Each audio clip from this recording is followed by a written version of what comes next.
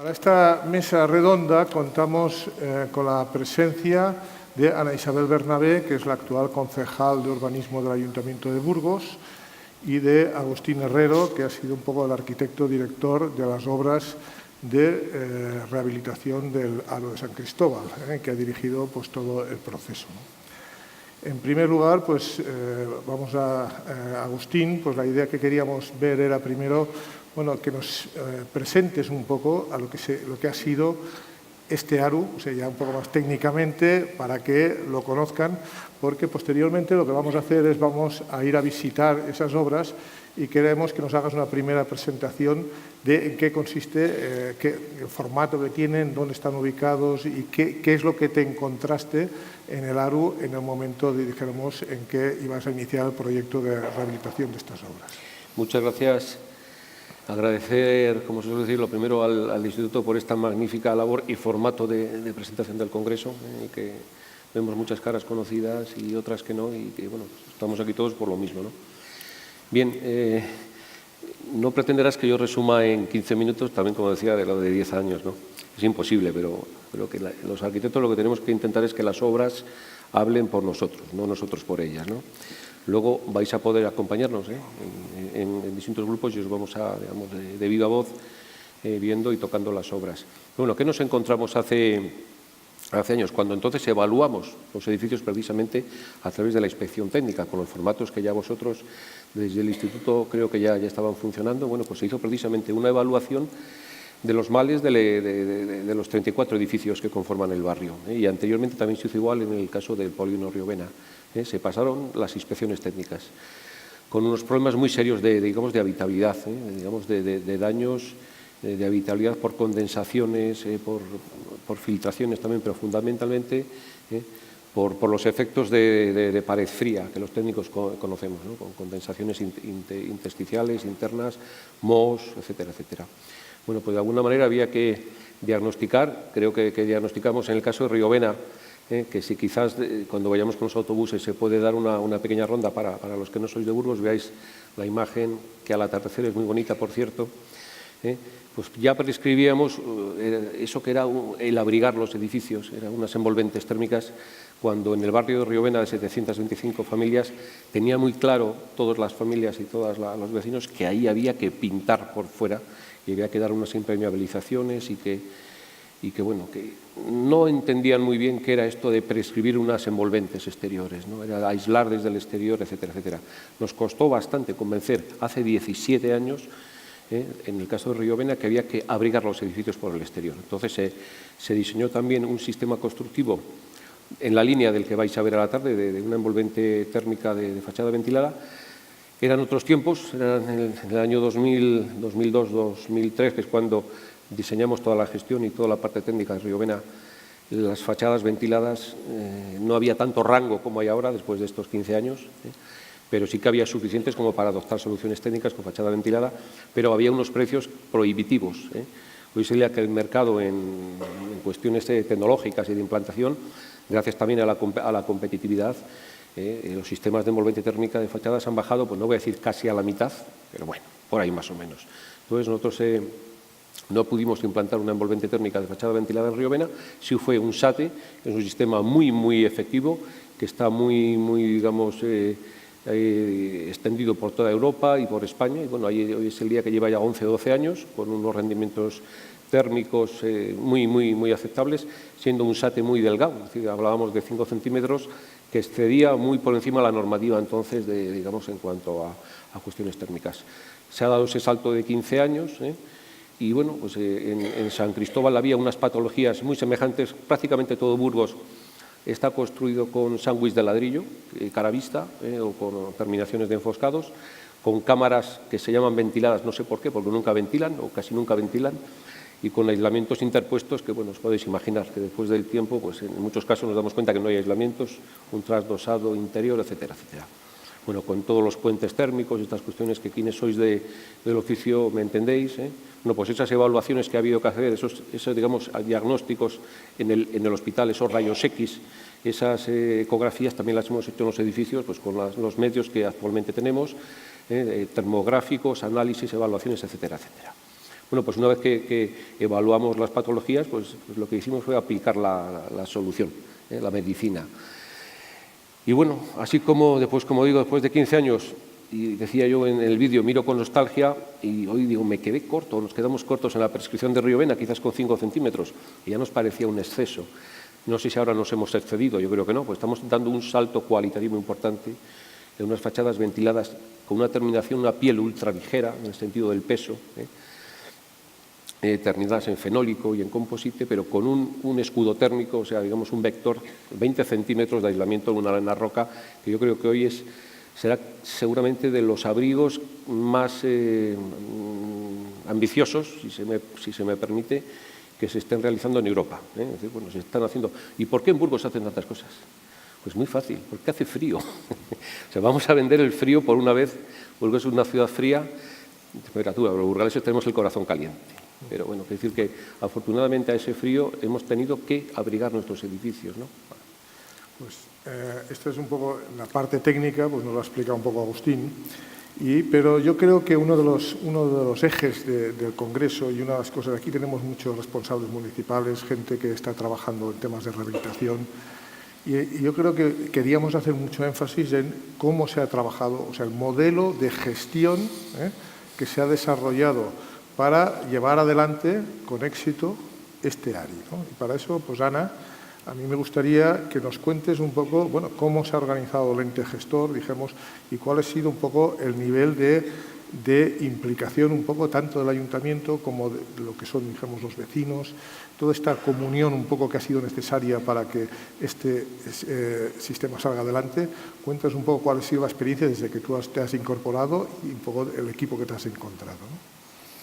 Bueno, pues buenas tardes a todos y a todas. En primer lugar, José María, sí que me gustaría también agradecer, como ha hecho mi antecesor, la iniciativa de la Junta de Castilla y León a través de la Consejería de Fomento y del Instituto de la Construcción. Esta iniciativa no solo del Congreso, sino además hacerlo en nuestra ciudad, en un momento en el que parece ser, como dice nuestro director general de Vivienda, Ángel Marinero, parece que sufre cierto despegue en el área de la rehabilitación y especialmente en lo que se refiere a la eficiencia energética, que, como dice Agustín, es uno de esos puntales tan importantes de nuestra ciudad, una ciudad fría. Bueno, pues efectivamente yo entré como concejal en el año 2015 en esta actual legislatura y realmente yo ya me encontré la mayor parte del trabajo del área de San Cristóbal efectuado. No era el primer área de rehabilitación urbana que se hacía en nuestra ciudad, era el tercero y tenía unas particularidades distintas a los que había tenido el anterior. De los tres, dos de ellos los hemos visto esta mañana a través de los presidentes de las asociaciones vecinales que han intervenido, tanto Saturnino como Irene. Esos dos eran de iniciativa vecinal, podríamos decir de iniciativa privada. Solo el tercero, del que no hemos hablado, pero que también fue muy importante, el que se llevó a cabo en el casco histórico, fue realmente una iniciativa absolutamente pública, de promoción pública. Fue el ayuntamiento el que lo gestionó, no de una manera directa a través de sus técnicos, pero sí a través de una forma indirecta, mediante una oficina que creó a través de una sociedad municipal que vino a gestionar tanto las obras de rehabilitación de las viviendas como de la urbanización. Era un modelo que se regía a través de subvenciones que se hacían mediante convocatorias públicas y a las que las comunidades de vecinos podían optar. Ese fue un modelo que se ha utilizado en otras ciudades, pero nosotros queríamos sacar San Cristóbal, o al menos San Cristóbal estaba pensado de la manera justamente inversa. ¿Por qué? Porque, como ha explicado Irene esta mañana, fueron los propios vecinos, yo creo que ellos realmente son los protagonistas de este área de rehabilitación, los que tomaron la iniciativa desde el minuto cero de preparar toda la documentación y todos los trabajos preliminares, ayudados por un área técnica, pero los trabajos preliminares que eran necesarios para que su barrio se delimitara como un área de rehabilitación integral y con ello poder optar a todas las ayudas públicas que en ese momento y que en momentos posteriores podrían surgir o estaban previstas para subvencionar este tipo de ayudas. Y una de las cosas que se les debe de reconocer es que nunca han perdido la fe. Y han sido muchos años los que han pasado, los que han tenido que invertir en tiempo, porque hasta que no se acabaran los otros ARUs que estaban en marcha en el ayuntamiento no podían empezar el suyo. Durante muchos años estuvieron trabajando sin perder, ya digo, el aliento en conseguir el objetivo que hoy es una realidad, y es que llegara el dinero necesario para poder acometer una rehabilitación muy importante en un barrio como es este, que como van a ver cuando acudan allí, es un barrio muy peculiar, es tremendamente bonito porque está rodeado de espacios verdes, pero está justo en el borde de un polígono industrial. Esto fue consecuencia de que en los años en los que surgió era el boom de la industria, de la implantación de la industria en nuestra ciudad. Y normalmente barriadas como la de la Inmaculada o como la que vamos a ver hoy, como el barrio de Gamonal, surgieron a raíz del boom de la industria y de la llegada de gente de todas las partes para trabajar en el polo de desarrollo, en la industria de Burgos. Pues ya digo, es un barrio que está fronterizo, está en un territorio fronterizo entre ese polígono industrial y lo que iba a ser luego, ya conectado, el futuro suelo urbano de la ciudad en esa parte, en el lado este de nuestra ciudad. Pues aprovechamos, cuando yo llegué, ya digo, aprovechamos esa inercia de los ciudadanos, que yo creo que es de lo que se ha hablado hoy a lo largo de esta jornada y que creo que es el principal valor de la rehabilitación. Aprovechar que los ciudadanos que realmente quieren, los ciudadanos que realmente creen en la rehabilitación, hay que apoyarlos. Y las administraciones debemos de ser quienes les acompañemos y que no seamos ningún obstáculo al respecto. Así que, bueno, ya cuando ellos elaboraron el documento que sirvió de base para delimitar el área de rehabilitación, ya incluían un modelo que luego es el que implantamos. Y era simple y llanamente que el ayuntamiento se asociaba con la asociación que ya existía, que conformaban todas las comunidades de propietarios que formaban parte del área de rehabilitación. ¿Por qué tenía que estar el ayuntamiento? Pues porque había dinero público por medio, porque además era necesario, dado el sistema de transferencia de los fondos con al objeto de rehabilitar, era el Ayuntamiento de Burgos el beneficiario de la subvención, y esto recordará el director general de Vivienda de Castilla y León, que nos trajo más que de un quebradero, porque al ser el Ayuntamiento de Burgos el beneficiario y no los vecinos, como en el caso del ARI de Riovena, estaba obligado el ayuntamiento a intervenir y estaba obligado el ayuntamiento a fiscalizar todos los fondos que se derivasen hacia ese área de rehabilitación. He de decir que hubo muchos problemas, lógicamente, de procedimiento, y el interventor municipal, lógicamente, no veía factible que el dinero fuera directamente a los vecinos, y creamos un ente instrumental intermedio entre los vecinos y el ayuntamiento, que fue ese ente gestor, esa asociación entre el ayuntamiento y los vecinos, que tenía una cobertura legal en el plan de vivienda del año 2000, el anterior, el que se aprobó en el año 2011, que era una entidad colaboradora, y en la que al percibir fondos públicos se constituía con personalidad jurídica propia, y de esa manera podíamos optar y podíamos tener facultades que también nos daba la ley de contratos, como era el poder adjudicador, para poder efectuar los contratos necesarios para sacar adelante el área de rehabilitación. Y bueno, pues eso es lo que hicimos, constituimos ese ente gestor, en el que he de decir que es un ejemplo de colaboración privada-pública, y en la que, eso sí, dada la situación política actual, yo creí que, y así lo convinimos todos, era bueno la presencia de todos los grupos políticos del ayuntamiento, porque esta iniciativa vecinal no podíamos permitir que fuese objeto de política, y todos los grupos políticos estuvimos de acuerdo en apoyarlos sin ningún tipo de fisura. Como he dicho antes, las administraciones tenían que estar para acompañar, no para entorpecer. Y para nosotros esta iniciativa vecinal era extremadamente interesante y digna de ser protegida. Así que, bueno, nos pusimos a ello y arrancamos en un plazo además récord, porque quiero recordar que esta fórmula nos llevó un tiempo consensuarla y materializarla y ya llevábamos un año de retraso. Así que le dijimos a Agustín, date prisa porque tenemos que acabar, que si no, no vamos a poderlo conseguir. Yo he de decir que, a pesar de que la colaboración era pública-privada, los funcionarios del ayuntamiento también tuvieron su trabajo y yo desde aquí se lo quiero reconocer, porque en todo caso siempre han sido especialmente escrupulosos en que todos los proyectos que procedían del ARU fueran debidamente informados, diligenciados y no hubiera ningún obstáculo en el ayuntamiento para que pudiéramos cumplir con los plazos. Así que mi reconocimiento también a ellos y bueno, ese fue fundamentalmente la puesta en marcha.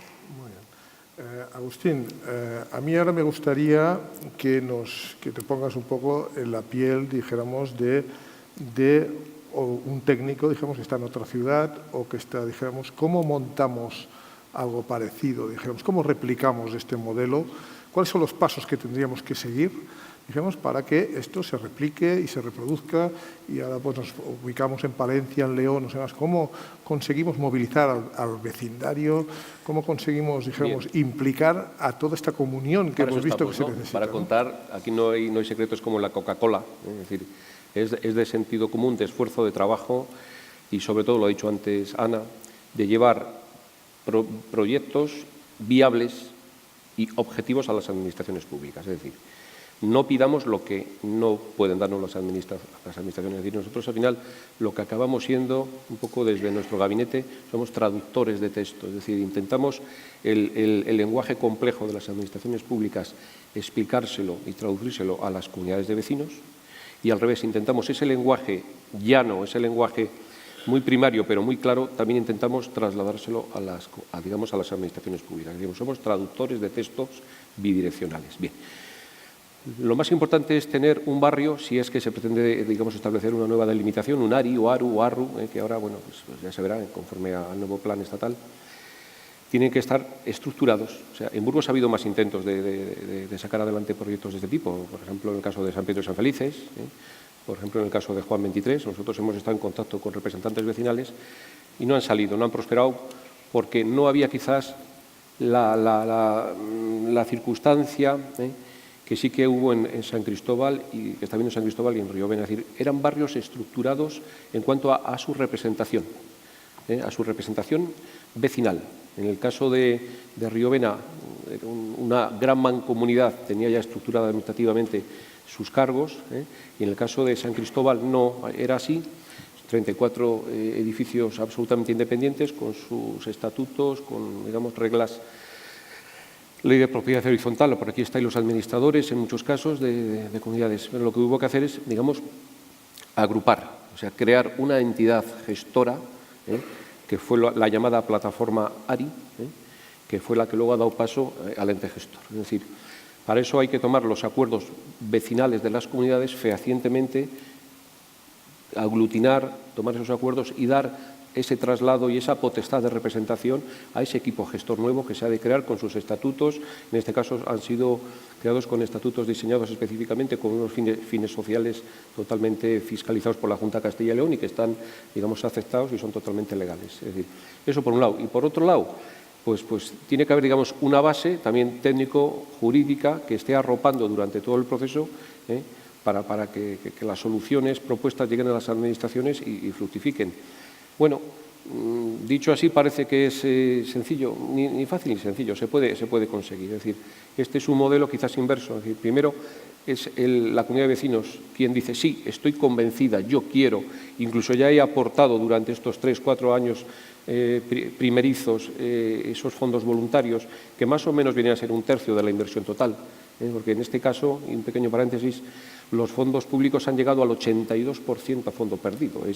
No es, perdonad, moco de pavo, un 82%, el resto lo aportan los vecinos, bueno, más el IVA. El IVA no es una ayuda, los vecinos aportan el IVA aparte. Bueno, al final, entre pitos y flautas, los vecinos aportan un 33% y el resto las administraciones públicas. Bueno, también lo que reciben de ayudas hay que fiscalizarlo. La declaración de la renta, lógicamente, es un ingreso en renta y también se paga. Pues al final, bueno, más o menos un 60-40 viene a ser. Es decir, bueno, pues esos equilibrios son los que también hay que explicar desde un primer momento. Los nuevos agentes que intervenimos somos técnicos, jurídicos, letrados, administraciones, fundamental y esencial los administradores de comunidad, que son los que gobiernan las comunidades y a los que les liamos muchísimo, yo lo reconozco, o sea, les viene encima un sobrecoste, un sobrepeso, y porque llega esta especie de platillos volantes al barrio y los administradores de comunidad dicen, vale, la que me ha venido, o sea, porque ellos no tienen por qué, pero bueno, al final un poco quizás haya que ir depurando los procesos para que al final se reparta entre todos con un poquito más de suavidad las cosas. Pero vamos, es un modelo público-privado que es totalmente exportable, que no es el único, puede haber híbridos entre este o lo que fue el ARCH, es decir, yo creo que puede haber varios escalones de estas cuestiones. Lo importante es que funcionen las cosas. Y perdóname, y termino, José María, lo que sí que sucede es que los vecinos, cuando tienen que pagar el coste total de la obra, tienen que pagar, como decía esta mañana Satur y Irene, el 100% del coste, y una vez que has demostrado el gasto, la inversión total, llega la ayuda con posterioridad. Eso es lógico, pero eso también tiene que haber una ayuda importante, digamos, los vecinos normalmente tienen, pues igual 2.000, 3.000, 4.000 euros, ya es mucho decir, pero hacerles pagar 10, 12.000 euros... ¿Cómo habéis conseguido, dijéramos, esa financiación, al final, el modelo de préstamo? ¿Cómo habéis conseguido, digamos, que sea, dijéramos, bueno, factible, pues, dijéramos? Llamando a las puertas de entidades de crédito, explicándoles el problema. No todas funcionan todavía en este plano, digamos, o en este nicho de mercado que es la rehabilitación. Hay algunas que han visto ya este nicho y se están metiendo a saco, es decir, están ayudando muchísimo. Son préstamos que se están dando, préstamos personales a rehabilitación, que se están dando o a comunidades o a vecinos sin hipotecar nada, sin pedir avales, es decir, con un riesgo, con la confianza de que, vamos a ver, un banco cuando presta o prestaba dinero a un promotor se la jugaba a un cara cruz, si esto sale bien, si sale mal se pierde todo el préstamo. Sin embargo, un préstamo a una comunidad de vecinos, el riesgo bancario es muy bajo, porque puede ser que de 20 vecinos uno le cueste devolver, digamos, el diferencial de riesgo se acentúa mucho menos. Entonces, de alguna manera, y en las inversiones, con 1 millón de euros se genera la misma riqueza, que es una cuestión que quizás se debata mañana en las mesas, con 1 millón de euros que se invierta en rehabilitación, se genera el mismo movimiento de mano de obra y de recursos y en medios auxiliares y materiales que con 3 millones. No hay por qué gastar 1 millón en comprar suelo, ni en construir. No tiene por qué haber beneficio de ningún constructor o promotor. O sea, todo entra en vena, es decir, la inversión del dinero queda ahí metido. Entonces, yo creo que estamos ante un escenario interesantísimo, que yo creo que el hecho de que este congreso estemos cada uno contando nuestras experiencias es porque esto va a más, y es muy bueno que cada uno contemos cómo nos está yendo. Y Ana, tú que estás en contacto con todas las asociaciones de vecinos de Burgos, ¿cómo crees que están percibiendo el resto de asociaciones estas actuaciones? Quiero decir, la visión que ha transmitido, dijéramos, estas actuaciones, quiero decir, ¿se refleja en un interés en repetirlos? ¿Hay demanda? ¿Se percibe como una posibilidad de mejora de los propios barrios, de otros barrios que ahora estén, dijéramos, tras la estela de estas 3 intervenciones que ya hemos tenido? Bueno, pues sí, efectivamente. La verdad es que en la ciudad empieza a hablarse ya del resultado de este área de rehabilitación y el boca a oreja va funcionando y cada vez son más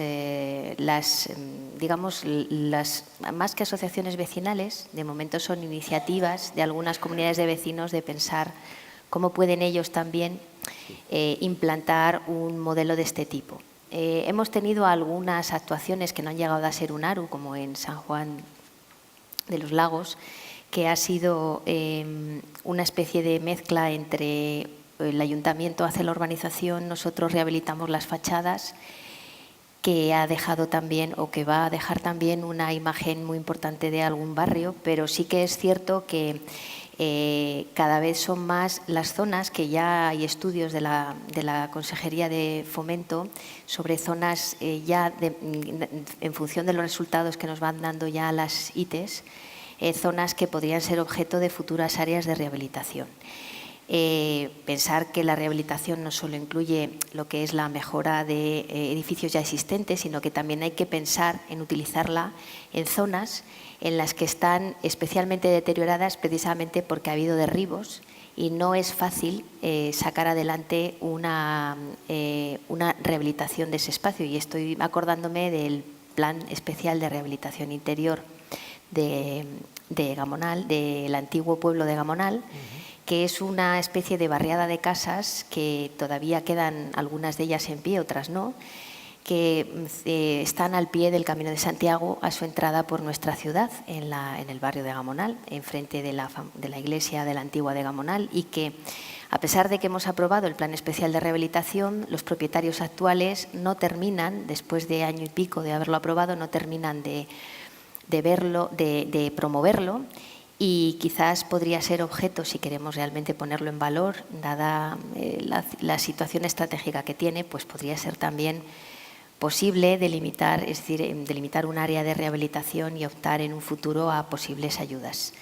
De momento tenemos que terminar la segunda fase de San Cristóbal y acabarla exige todavía esperar un año más y después intentar optar a través de las convocatorias que haga la Junta pues a otras áreas. Pero sí hay barrios que padecen patologías muy similares a las que tiene ahora mismo San Cristóbal, porque se hicieron muy deprisa, se hicieron con unas calidades constructivas regulares, y podrían ser objeto de la delimitación. Pero yo creo que tanto los 3 áreas de rehabilitación de Burgos han generado en la ciudadanía una conciencia de rehabilitación, que es lo importante, porque eso nos permitirá que el día de mañana, cuando queramos arrancar otro, haya un mayor grado de optimismo a la hora de afrontarlo, sabiendo los inconvenientes que trae a lo largo del camino.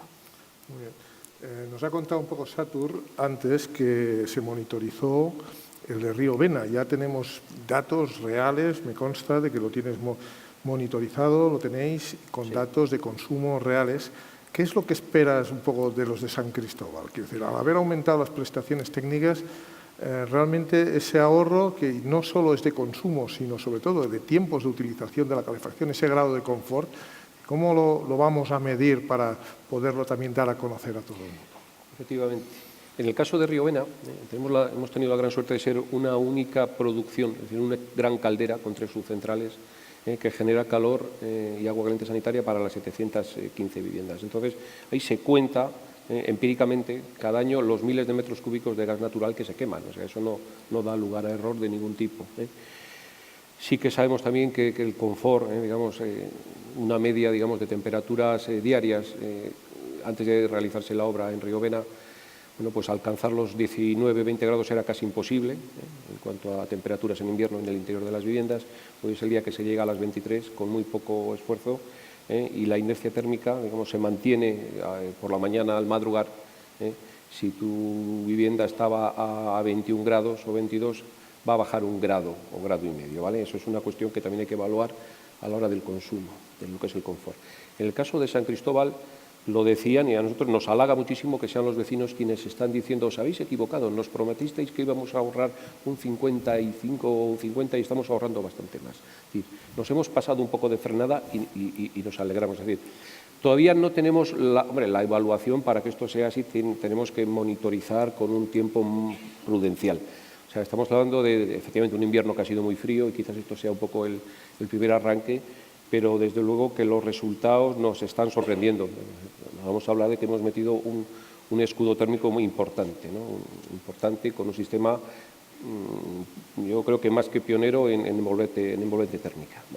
Entonces, lo que sí que haremos es monitorizar, lógicamente, un grupo de viviendas y lo que haremos es, lógicamente, esa evaluación anual que vamos a ir chequeando y vamos a tabular y que nos resulta muy útil para mejorar el producto y estandarizar y en las próximas intervenciones ver si realmente merece la pena. Desde luego, lo que llamamos, y me preguntaba un compañero asturiano, creo que es el famoso concepto del retorno, el periodo de retorno de la inversión. Es decir, bueno, esto está muy bien, estamos invirtiendo, estamos gastando dinero y me estoy ahorrando dinero, pero ¿cuánto tiempo tengo que estar pagando la inversión y por otro lado quitando el ahorro, ¿no? Pues es decir, una cosa por otra. Normalmente estamos en medias de desde 5 a 8 años, ¿de acuerdo? También hay que decir la verdad, no es lo mismo estudiar un retorno cuando una parte importante ha venido con ayudas que cuando no ha venido con ayudas. Pero vamos, normalmente las inversiones en eficiencia energética vienen a recuperarse aproximadamente a los 6 años. Es decir, a partir de los 6 años, quien diga lo contrario miente, ¿no? A partir de los 6 años el ahorro ya es neto y de por vida, ¿eh? Estamos hablando un coste medio de una vivienda de una familia media burgalesa. Podemos tener en calefacción al año solamente en calefacción, vamos a hablar de 700, 800 euros y me quedo bastante bajo. Decir 1.000, hay casos que lo superamos, es decir, 700 euros. Si conseguimos ahorrar 400 al año, o casi 500, de por vida, es digamos, una inversión, un retorno importante que se está dando. Y no solamente por una cuestión económica, por un aumento en confortabilidad, en habitabilidad, en cumplimiento normativo, que eso es real y se está comprobando. Muy bien, pues si queréis comentar algo más o damos por terminada la charla. Yo quería cometer un pequeño pecado, que está en presencia de las autoridades y son quienes dependemos económicamente, pues agradecer el esfuerzo que están haciendo las administraciones en las ayudas, tanto en entornos ARIS, ARUS, o lo que son las ayudas que todos conocemos, que anualmente se renuevan en las convocatorias, que en el caso de la Junta de Castellón estará más o menos a punto de salir o en ciernes. La anterior creo que se dotó con... Yo vengo a pedir por los burgaleses y por los castellano-leoneses. El año pasado creo que tuvimos una ayuda de la Junta de unos 7 millones y algo, ¿no? Aproximadamente, que bienvenida ha sido, que se ha quedado afortunadamente corta, es decir, que si hubiera habido 2 o 3 millones más, pues también se habrían consumido en este tipo de obras, porque han sido casi 200 las comunidades de vecinos que no han podido alcanzar las ayudas porque no había fondos públicos. O sea, nadie está diciendo que esto sea culpa de la Junta. Yo creo que la Junta hace lo que puede y más no puede hacer. Pero lo que sí que es cierto es que este tipo de congresos y el efecto llamada es muy importante. O sea, las 200 comunidades que no han podido optar a ayudas en la convocatoria anterior van a replicar, lógicamente, van a volver a pedirlas. Entonces, esos 2 millones tienen que estar ahí más, a mayores de los 7. Si son 7, más 2 son 9, más el efecto llamada que estamos conociendo quienes intervenimos en estas cosas, nosotros podemos extrapolar y por estadística que la Junta, ya sé que igual no pueden, pero la Junta en la próxima convocatoria que está al caer debiera de sacar no menos de 12 o 15 millones de euros, casi el doble de lo del año pasado. Ya sé que esto que estoy diciendo es muy poco políticamente muy imprudente, pero yo creo que el esfuerzo, y si no se pudiera hacer por parte de la Administración autonómica, que creo que es muy difícil llegar a esa cota, somos 9 provincias, ¿no? A nada que ponga cada ayuntamiento, a medio millón que ponga cada ayuntamiento, para copatrocinar también las ayudas en vivienda, sale, 9 por 5, son 4 millones más 7, 8, 9, ya estaría. O sea, yo también tiro un poco, si me permites, con todo el cariño de la oreja a la concejala para que traslade esto a... si se pudiera cofinanciar las ayudas, quizás en otras comunidades sí que se está haciendo, los ayuntamientos también un poco, creo que merece la pena. O sea, hay que intentar llegar en esta convocatoria entre todos a los 14 millones de euros, si no se quedarán muchas comunidades fuera. Políticamente incorrecto. Muy bien, Agustín. Vale. Lo deseamos todos, esperemos que es una inversión importante, pero que tiene una recuperación y unos retornos también tremendos para la propia Administración y sobre todo para la sociedad. Y todo esfuerzo que venga pues será bienvenido.